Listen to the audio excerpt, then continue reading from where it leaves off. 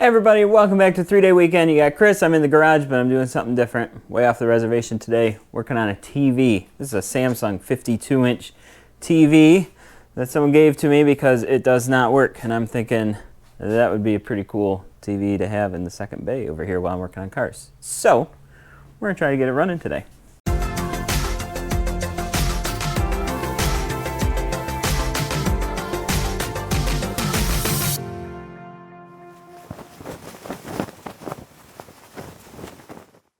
Symptoms of this bad TV are it does nothing. Zero, no light, doesn't turn on, even with the little button, remote, not a thing. So that's what we're working on.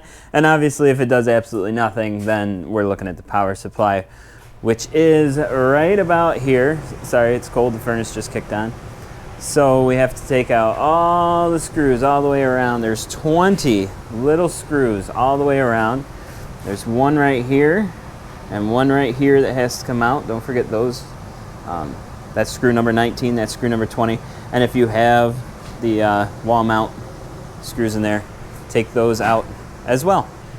All the screws are out, including the stand screws. That's 4 of the 20. So now we should be able to start taking this apart.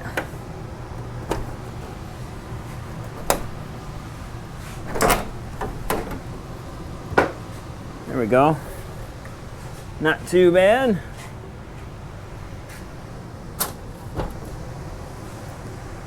And we've got the power supply exposed. That's a power supply. We got the main board, timing board, LCD stuff, but that's the guy we're after.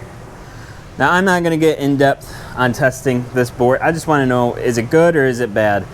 You can replace all the components on there or replace the entire board altogether. That's the quick, fast, easy way to do it. And that's the way I'm gonna do it if it is bad.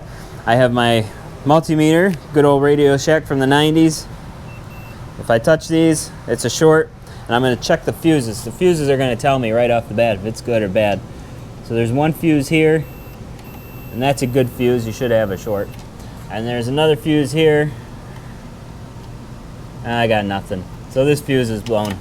So there's a short in this circuit somewhere that has blown this fuse. Most likely one of these guys, because they go bad.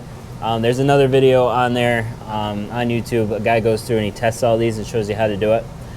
So chances are that's what's faulty on mine. But like I said, I don't have time to sit and tinker and unsolder and whatnot. We're just gonna replace this entire board. It's about $120 for a replacement board when I'm making this video. There were some cheaper used ones, but do they work? Do they not work? I don't know. So I was gonna get a new old stock, I think it is, board for it. But you can do whatever you want. That's just what I'm gonna do. It's quick and easy, and we'll get it done. Just out of curiosity, I did go through and check some of these, like the other YouTube guy posted on there, and sure enough, this first one, just like his, is faulty. He also had a bad diode. Mine appeared to look okay, but I'm not interested in just changing out components on this board. I'm just gonna put a whole new one in. So that's what I'm gonna do. All right, new board, we'll pick it up there. Board removal, relatively straightforward. We got 6 connectors we have to undo. Like that. 3, 4, 5, 6. Oh, 7. Ground wire has its own. And then we have screws. 1, 2, 3, 4, 5, 6 screws, and that will remove the board from its holding bracket. There are 4 screws that hold the bracket there, but the last one is covered by my stand. So we're gonna do it this way with the 6 screws. Well, you have to take those off anyway, even if you did take it off and set it down. So let's pop these screws off here.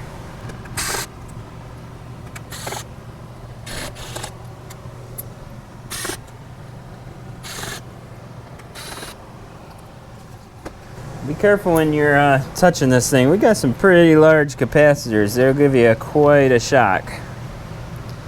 But there it is. The old board is out. Well, it's been a few days and I've got the replacement power supply right here. It's a used one someone pulled out of a TV, but this one is revision D and this one was revision C. So hopefully this one isn't prone to the same problems, but it looks identical. All the plugs are the same. So now we're going to put that in here.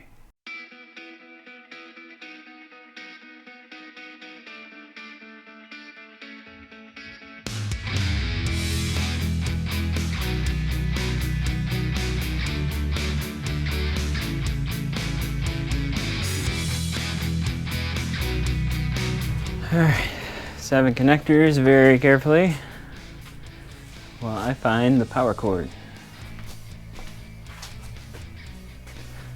which is going to be nearly impossible with all the construction going on around here.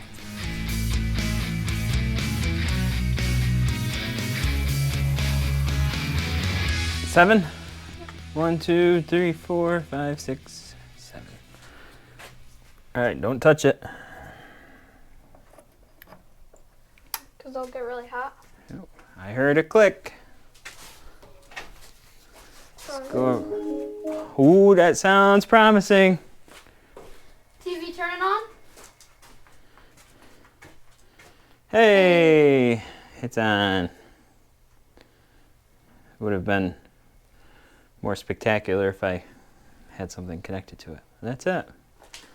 Simple. Replace it. I got that power supply from eBay from a guy that repairs, I don't know, or scavenges parts for it. Came with a warranty and everything. 70 bucks. Not too bad. Not too bad. Brings this 52-incher back to life. Now it's tested. We know it's good. We're going to disconnect power and put the cover back on. It goes back on exactly the same way that it came off, with 20 screws. Now I told you 20 screws before because one was missing here and one was missing here already.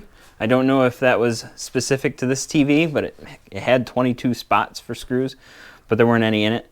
And they didn't thread into anything, so I didn't have to worry about it. So yeah, we'll pick that up and put it on real quick.